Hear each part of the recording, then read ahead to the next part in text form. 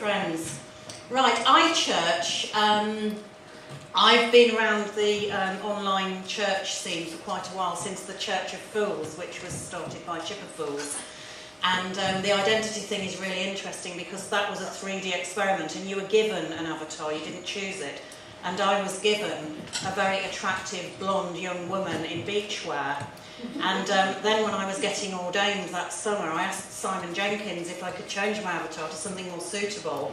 And I got this dowdy, middle-aged looking woman. And I was going around complaining to people, saying, I hate looking like a dowdy, middle-aged woman. And then somebody sort of more or less said, but Pam, you are a dowdy, middle-aged woman. So, brief history of iChurch. It was started in 2004. In fact, like the Church of Fools, and also by somebody who's involved in diocesan communications. The web pastor, the first one, was appointed amid very great publicity. They had worldwide publicity for this person who was going to run the project. Got somebody called Alison Leslie from Scotland, and she left within months, saying that the job was actually impossible, because if you open up something and say this is a church for the whole world, which Oxford Diocese didn't realise they were doing, you are going to get overwhelmed, which she therefore did. There was a Benedictine identity with a small group structure, but nobody was completely sure how you did that online, but it was something that people wanted. And there was an enormous demand for it, so it was envisaged as a community for 30 people who were working together in a monastic community, but it actually ended up with 1,000 people on a waiting list. And I think those of us that have started things online have found that, you know, the demand can outstrip your ability to. And there was changes of membership structures came in after that, but a core of members remained and has remained committed to the vision of online monastic community. But how does that pan out in real life online? So I would say, having spent a year now, I was appointed about this time last year to be the webcaster stroke priest in charge. I've spent that time listening to people who've been around much longer than me as to what it's all about, because we are a Fresh Expression, and that's Fresh Expression's methodology is first to listen before you do anything. It's very Anglican. People like the Anglicanness of it and wouldn't like to lose that. They like being part of the Diocese of Oxford, even though they might live the other side of the world, but they feel that geographic connection is very important. And of course, this is just to people who like iChurch. I'm not saying anything about people who aren't there. It's just the people that, why do people like iChurch? They like having a bishop. My direct line manager is Bishop Colin, the Bishop of Dorchester, and he's very, very good and very involved. They like having a priest around. I know lots of people don't like having priests around, but actually people in iChurch do quite like having a priest around. They still identify as this monastic thing, but they're not quite sure what it means, and I think we'd probably identify along new monastic lines, whatever that means. That's another buzzword at the moment. They want a safe space. They want to listen to people and to be listened to. They want prayer and to pray for other people. They want discipleship. They want to deepen in faith. And the online environment can actually provide a good space to do that, because they don't have to go to a course or tell anybody I'd like to know that. They can ask a question or email somebody or private. We need some structures to support what we're doing. So we've got a diocese. We actually do have a diocese that we belong to, and I am part of that diocese. I'm licensed. I have a bit of paper that says I'm licensed to Oxford Diocese.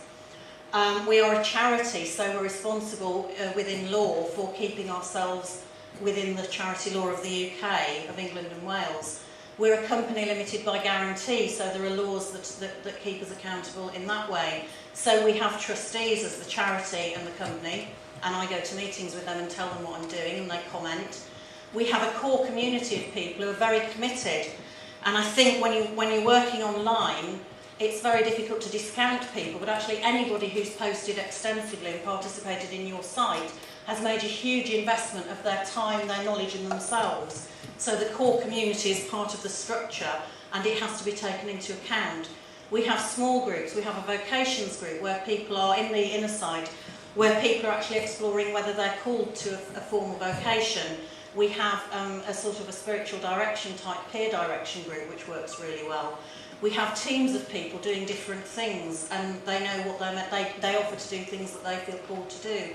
And we have a council which is made up of elected members who sort of hold the vision and actually listen because one person can't listen to everybody. They listen and they hold the vision.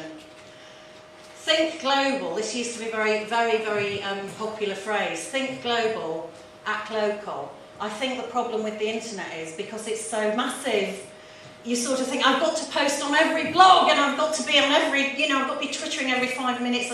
And I think the thing is that we can't, each of us, do it all, and it would be foolhardy to do that. And I was a member, when I was a curate, I was a member of a team of 4 churches. And they wouldn't ever share anything. They all did everything in quadruplicate, very badly.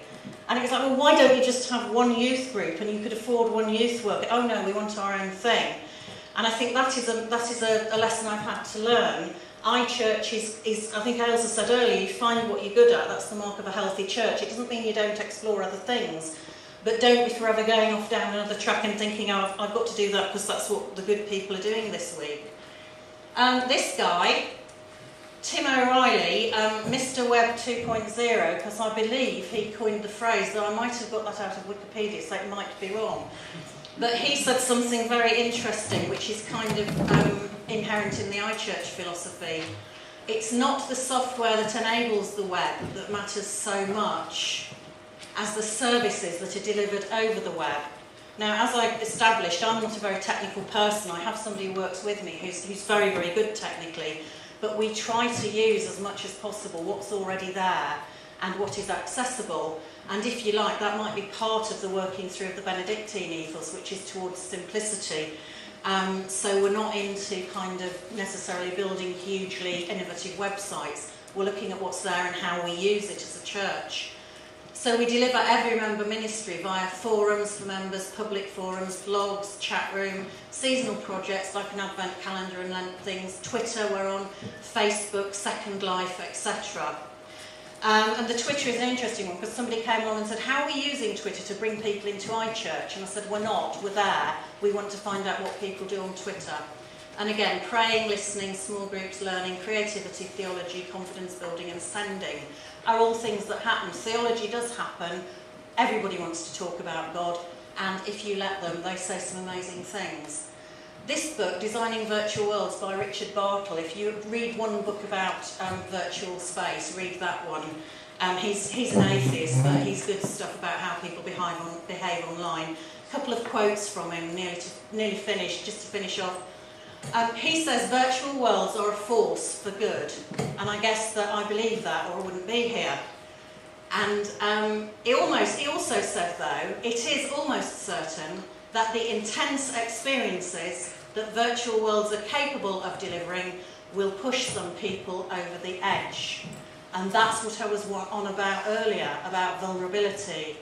We will attract vulnerable people. They will have expectations of us because they're projecting what they think an ideal church is. They may have been hurt by churches in real life. And if we're not very responsible about that, we can become part of their problem.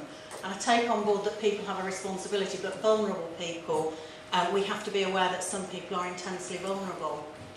And Bartle just has this little model of people move along an axis of acting or interacting in a virtual world, and they move along an axis of being more concerned with the players in the world and more concerned with the world itself. So you get killers who are interested in acting on other players, and these are people you do get in virtual churches who are just, you know, there to have a rumpus, really. You get achievers who want to work out how you progress in the world. You get socialisers who are really interested in the interaction. You get explorers who want to push things that probably we may be a force for good, ultimately. Thanks.